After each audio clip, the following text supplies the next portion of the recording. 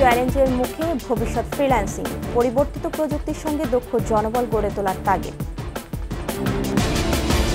7 বছরেও বদলায়নি চিত্র, এখনো ঝুঁকি নিয়ে পাহাড়ের পাদদেশে বাস করছে মানুষ।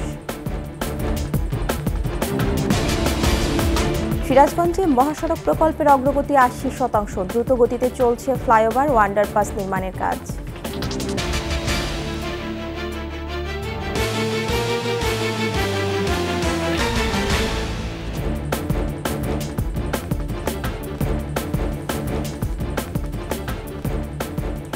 শুনছিলেন first securities live and PLC সংবাদ শিরোনাম।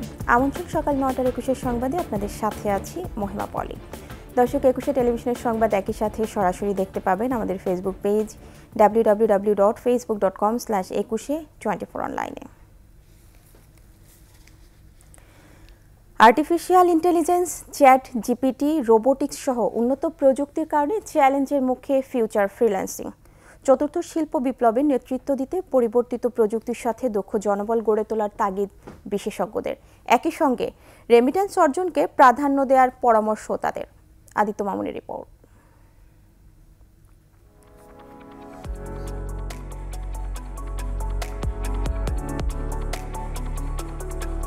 প্রযুক্তির পালে নতুন হাওয়ায় বদলে যাচ্ছে বিশ্ব।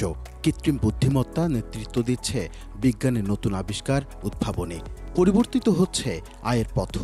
সৃজনশীল কিংবা দাপ্তরিক কাজকর্মে দাপট স্বয়ংক্রিয় প্রযুক্তির। তাই তো হুমকির মুখে অনেক পেশার সাথে ফ্রিল্যান্সিংও।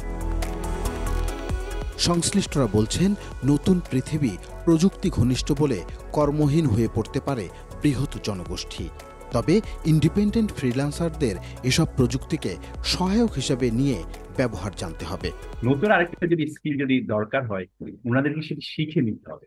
কারণ ওনারা তো অলরেডি ফাইটার, ওনারা অলরেডি লার্ন করেছেন এবং আর্ন করছেন লার্ন করে। হ্যাঁ, তো ওনারা কিন্তু অলরেডি জানেন প্রসেসটা, যে লার্ন করে কিভাবে মার্কেট থেকে হচ্ছে যে ওনারা কাজটা নিতে পারেন বা পেমেন্টটা পেতে পারেন। কর্মসংস্থান নিশ্চিতে সন্তুষ্ট না থেকে কিভাবে ভোক্তার বৃত্ত থেকে বের হয়ে উদ্যোক্তা উদ্ভাবকে পরিণত হওয়া যায়, তারও পরামর্শ এই প্রযুক্তি বিশেষজ্ঞের।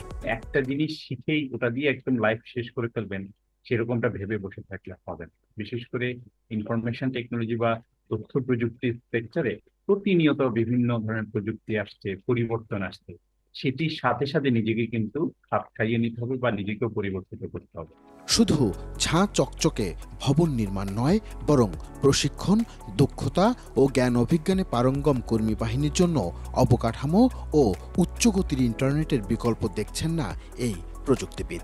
কানেকশনের ব্যবস্থা করতে হবে। দ্বিতীয়ত যেটা, সেটা হচ্ছে সুবীর নখরেখের মতন একটা লোক লাগবে যে ওখানকার মানব সম্পদকে তৈরি করবে। সেই প্রযুক্তি ব্যবহার সম্পর্কে সচেতনতা আমরা তৈরি করি নাই। এই জায়গাটার ক্ষেত্রে মূল ভূমিকাটা ছিল তথ্য প্রযুক্তি বিভাগের। আপনি ইনফ্রাস্ট্রাকচার দেবেন, ইনফ্রাস্ট্রাকচার না দিলে সে তো ওইটা ব্যবহার করতে পারবে না। একই সাথে আপনি প্রশিক্ষিত জনগোষ্ঠী তৈরি করবেন। প্রকল্প নির্ভর নয়, ফ্রিল্যান্সিং খাতকে বিবেচনা করতে হবে অর্থনীতির চালিকা শক্তি হিসাবেও। সেজন্য এখন থেকেই যাবতীয় সুবিধা নিশ্চিতের মাধ্যমে বৈদেশিক মুদ্রা অর্জন বৃদ্ধি করতে ফ্রিল্যান্সারদের প্রমোট করারও পরামর্শ তার। যদি আমরা এই কাজটা করতে পারি, তাহলে আরেকটা অসাধারণ কাজ হবে। সেটা হচ্ছে, আমাদের যেহেতু জনসংখ্যা বেশি আছে, সেই হেতু এই জনসংখ্যা তার মেধা দিয়ে যে পরিমাণ রপ্তানি করতে পারবে, এটি গার্মেন্টস কখনো টাচ করতে পারবে না। তিনটি শিল্প বিপ্লবের সুফল না পেলেও চতুর্থ শিল্প বিপ্লবকে কাজে লাগাতে চায় সরকার। প্রযুক্তি খাত থেকে 2025 সালে যে $5 বিলিয়ন রপ্তানি আর লক্ষ্যমাত্রা আছে, তাও নির্ভর করছে ফ্রিল্যান্সারদের উপর। আদিত্য মামুন, 21 টেলিভিশন, ঢাকা। রাঙামাটিতে ভয়াবহ পাহাড় ধসের 7 বছর পরও নতুন বাড়িঘর গড়ে সেই মৃত্যুকূপেই বাস করছেন হাজারো মানুষ। 2017 সালের 13 জুনের ওই মর্মান্তিক দুর্যোগে মাটি চাপা পড়ে প্রাণহানি ঘটে প্রায় 5 সেনা সদস্য সহ 120 জনের। স্বজন হারানোর ক্ষতচিহ্ন বয়ে বেড়ানো লোকজন বলছেন, প্রশাসন পুনর্বাসন না করায় ঝুঁকি নিয়ে পাহাড়ের পাদদেশেই থাকতে হচ্ছে তাদের। রাঙামাটি প্রতিনিধি ছত্রং চাকমার রিপোর্ট জানাচ্ছেন রত্না জামান। প্রবল বৃষ্টিতে ভয়াবহ সেই পাহাড় ধস। মাটি চাপা পড়ে মৃত্যুর মিছিল। 120 জনের প্রাণহানি সহ এত ক্ষয়ক্ষতির 7 বছর পেরিয়ে গেলেও ঝুঁকিতে থাকা লোকজনকে আজও পুনর্বাসন করা হয়নি। বরং পাহাড়ের পাদদেশে ভাজে ভাজে নিত্য নতুন ঘরবাড়ি গড়ে মৃত্যুকূপে ঝুঁকিপূর্ণ বসবাস। প্রতি বছর বর্ষা মৌসুম এলেই এখানকার বাসিন্দাদের নিরাপদ আশ্রয়কেন্দ্রে যেতে মাইকিং ও স্থাপনা নির্মাণে নিষেধাজ্ঞা দেয় জেলা প্রশাসন, কিন্তু এ নিষেধাজ্ঞা মানছেন না তারা। রাঙামাটি পৌরসভার শিমুলতলী, রূপনগর, সিলেটপাড়া সহ অন্তত 29টি স্থানকে পাহাড় ধসের জন্য ঝুঁকিপূর্ণ চিহ্নিত করেছে প্রশাসন। নানিয়ারচর, কাউখালী সহ কয়েকটি উপজেলার পাহাড়েও ঝুঁকিপূর্ণ বসবাস আরও 15,000-এর বেশি পরিবারের। 2017 সালের পর থেকে আমরা এখন নিজেরা একটু সেফটি থাকি, আশ্রয় কেন্দ্রে যাই, সতর্ক থাকি। আমরা যে পাহাড়ের আনাচা কানাচে আসি, আমরা একটু ভয় লাগে। যেখানে দেখছেন হয়তো আকাশের পরিস্থিতি খারাপ হয়, তখন আমরা একটা নিরাপদ স্থানে চলে যাই। বেশি বৃষ্টি কাতলা হলে সব চলে যায় বিএম কলেজে, ওখানে যায় থাকি, স্থান নেই আর কি। আবার বৃষ্টি সুযোগ আমরা বাচ্চা কাচ্চা নিয়ে আবার আসি। প্রাকৃতিক দুর্যোগকালে ঝুঁকিপূর্ণ বসবাসকারীদের নিরাপদ স্থানে আশ্রয় নেয়া এবং পাহাড়ের পাদদেশে বাড়িঘর নির্মাণে প্রশাসনের নিষেধাজ্ঞা মেনে চলার পাশাপাশি প্রয়োজন সচেতনতাও। আমরা কোনো অভিযোগ পাই যে নতুন করে বসবাস করছে, তাহলে আমরা তাদের বিরুদ্ধে ব্যবস্থা নিব, এবং যারা পাহাড়ের মালিক তারা যদি কাউকে কীভাবে আশ্রয় দেয় বা ঘর নির্মাণ করে কাউকে থাকতে দেয়, তাহলে আমরা সে বিষয়ে আইনগত ব্যবস্থা নিব। পাহাড় ধসের মৃত্যু ঝুঁকি এড়াতে নিরাপদ পুনর্বাসন চান এখানকার বাসিন্দারা। রত্না সামান, 21 টেলিভিশন। উত্তরবঙ্গের প্রবেশদ্বার সিরাজগঞ্জের বঙ্গবন্ধু সেতুর পশ্চিম পাড়ের 6 লেনের 20 কিলোমিটার মহাসড়ক প্রকল্পের কাজ শেষ পর্যায়ে। দ্রুতগতিতে চলছে ফ্লাইওভার ও আন্ডারপাস নির্মাণের কাজও। সব মিলে প্রকল্পের অগ্রগতি প্রায় 80%। ঠিকাদারি প্রতিষ্ঠান ও প্রশাসনের কর্মকর্তারা আশা করছেন ঈদুল আজহা উপলক্ষে ঘরে ফেরা উত্তর দক্ষিণাঞ্চলের মানুষের যাতায়াত এবার স্বস্তিদায়ক হবে। সিরাজগঞ্জ প্রতিনিধি স্বপন মির্জার রিপোর্ট, জানাচ্ছেন Rahman Ronok. South Asian sub regional economic cooperation প্রকল্পের আওতায় এলেঙ্গা, হাটিকুমরুল, রংপুর 190 কিলোমিটার 6 লেন মহাসড়ক নির্মাণের কাজ চলছে। প্রকল্পে মোট ব্যয় 11,881 কোটি টাকা। এর মধ্যে 793 কোটি টাকায় বঙ্গবন্ধু সেতু পশ্চিম পাড় গোলচত্বর থেকে হাটিকুমরুল পর্যন্ত 19.8 কিলোমিটার রাস্তা নির্মাণের কাজ 2022 সালের এপ্রিলে শেষ হওয়ার কথা ছিল। তবে নানা জটিলতায় 2 দফা মেয়াদ বেড়ে প্রকল্পটি এখন শেষ পর্যায়ে। এখন চলছে ঝাওয়েল ফ্লাইওভার ও সয়দাবাদে আন্ডারপাস নির্মাণ। এছাড়া উত্তর দক্ষিণাঞ্চলের 22 জেলার অন্যতম গুরুত্বপূর্ণ মহাসড়কে যেন ঈদ যাত্রায় কোনো রকম ভোগান্তি না হয়, সেজন্য অন্যান্য কাজও দ্রুত শেষ করার চেষ্টা চলছে বলে জানালেন ঠিকাদারি প্রতিষ্ঠানের কর্মকর্তারা। এ মাসের 10 তারিখের মধ্যে সেগুলো সম্পন্ন হবে। তো আশা করছি বঙ্গবন্ধু সেতু থেকে হাটিকুমরুল পর্যন্ত এই অংশে কোনো জ্যাম ছাড়াই নির্বিঘ্নে আসন্ন ঈদুল আজহা উপলক্ষে ধর্মীয় মানুষ যাতায়াত করতে পারবেন। শুধুমাত্র ঝাওয়েল ব্রিজ অংশ যেটার কাজ চলমান রয়েছে, সেটার 2 পাশ দিয়ে ইতিমধ্যে আমরা গাড়ি যাতায়াতের ব্যবস্থা করে দিয়েছি।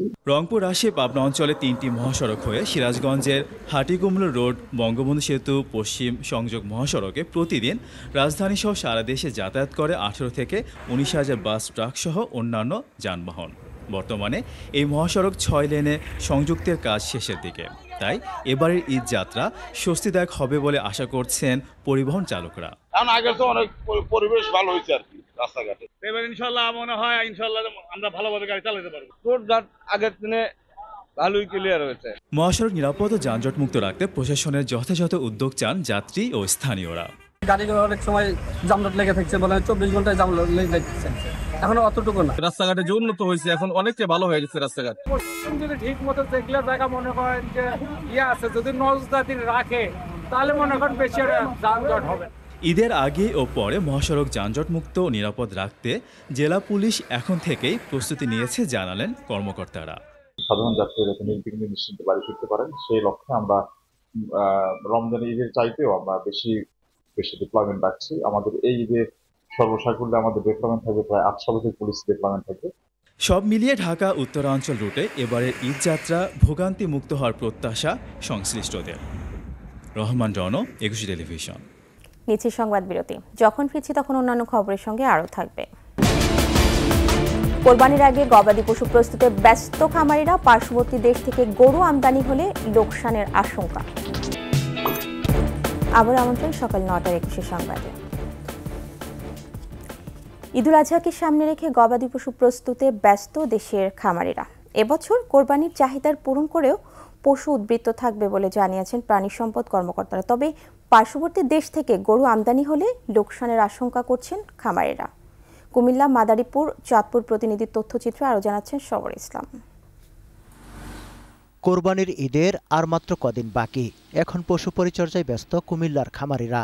১৭ উপজেলায় এবার ২,৭৯,১২০টি পশুর চাহিদার বিপরীতে ২,৮৮,৭৮৮টি গবাদি পশু প্রস্তুত করেছেন খামারিরা। সর্বোচ্চ ৫.৫ লাখ থেকে ১.৫ লাখ টাকার মধ্যে গরু আছে। এবার ঈদের জন্য আমার ১৫টা গরুর মতো প্রস্তুতি আছে। প্রাণী সম্পদ কর্মকর্তা বলছেন, কুমিল্লায় এবার চাহিদার তুলনায় প্রায় ৯,৬৬৮টি পশু উদ্বৃত্ত থাকবে। সব উপজেলায় বেড়েছে গরু, মহিষ ও ছাগলের সংখ্যা। ভারতীয় কোনো গরু দেশে ঢুকতে দেয়া হবে না বলেন তিনি।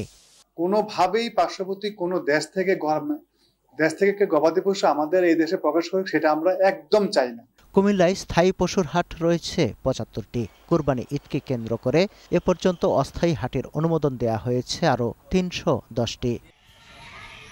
এবছর মাদারীপুর জেলায় কোরবানিতে গরু ও ছাগলের চাহিদা প্রায় ৬৬,৮০০। খামারিরা প্রস্তুত করেছেন ৭৪,৭০০।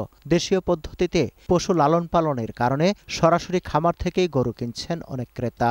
আমাদের খামারে যতগুলো গরু আছে আমরা সম্পূর্ণ দেশীয় পদ্ধতিতে কাঁচা ঘাস খাইয়ে লালন পালন করে থাকি। আশা করতেছি এই বছর কোরবানির ঈদে গরুর একটি ন্যায্য মূল্য বা ভালো একটি দাম পাবো।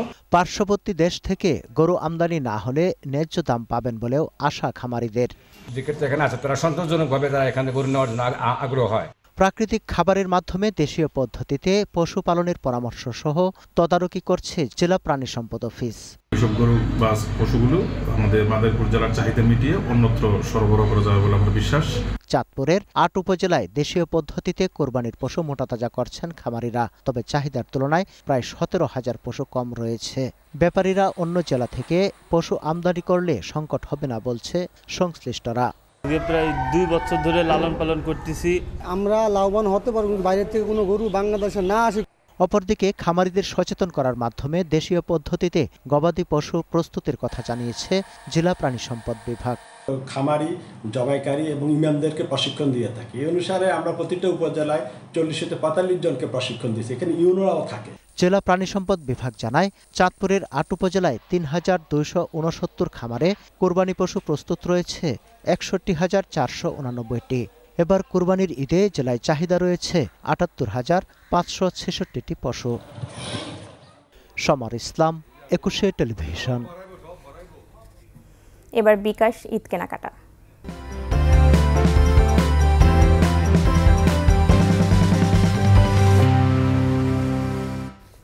ঈদের সাজসজ্জায় মেয়েরা বেশ সচেতন, আর স্বাচ্ছন্দ্যে প্রসাধনী কিনতে বিকাশ দিচ্ছে পেমেন্টে ১০% ক্যাশব্যাক।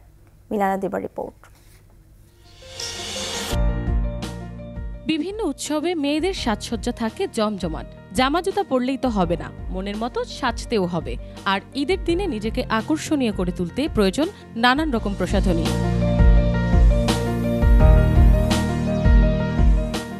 রাজধানীর গুলশান ২-এর গুলশান পিঙ্ক সিটি শপিং সেন্টারে গুডিস ডিলের শোরুমে ঈদকে সামনে রেখে ইউএস এবং ইউকের নামি দামি সব ব্র্যান্ডের সাজ প্রসাধনী বাজারে এনেছে তারা।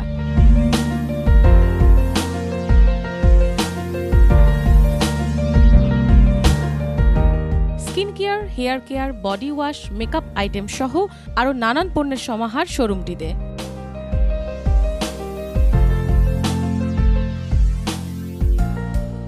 আমাদের গুডিস ডিলে হচ্ছে আপনি 100% অথেন্টিক ব্র্যান্ড কসমেটিক্সগুলো পাবেন। আমাদের এখানে মেইনলি ইউকে আর ইউএসের প্রোডাক্টগুলো রাখা হয়।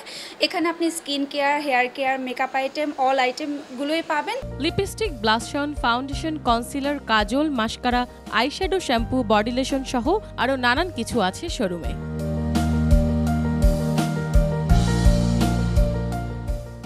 আর গুডিস ডিলে প্রসাধনী কেনাকাটায় বিকাশে দাম পরিশোধে 10% পর্যন্ত ক্যাশব্যাক দিচ্ছে মোবাইল ব্যাংকিং প্রতিষ্ঠান বিকাশ। আমাদের গুডিস ডিলে কসমেটিক্স আইটেমের সব কিছু পাওয়া যায়। ফাউন্ডেশন থেকে শুরু করে হাইন্ডের সকল কিছু পাওয়া যায় এবং আমাদের স্কিন কেয়ারও আছে। পছন্দের পণ্য কেনার পাশাপাশি বিকাশ পেমেন্টে ক্যাশব্যাক পেয়ে খুশি ক্রেতারা। ঈদের কিছু শপিং করলাম আর কি, ব্লাশন, এই হাইলাইটার এগুলি আর কি কিনলাম, বিকাশে পেমেন্ট করেছি, 5% আর কি ক্যাশব্যাক পেয়েছি, খুব ভালো লাগছে। আর ওনাদের প্রোডাক্টগুলো এত ভালো হয় যে ইউজ করে একদম স্যাটিসফাই। অফারটি চলবে ঈদ পর্যন্ত। মিনালা দিবা, 21 টেলিভিশন, ঢাকা।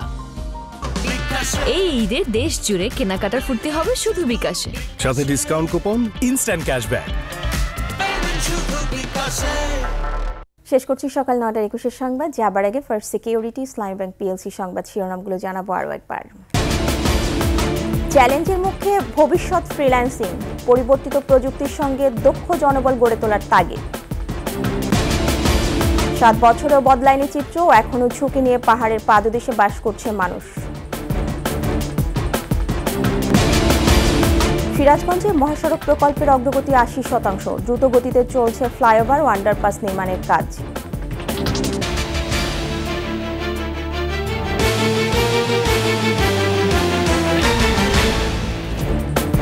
সবশেষ খবর জানতে ডায়াল করুন 2021 নম্বরে আর ভিজিট করুন ekushtv.com এই ওয়েবসাইটে।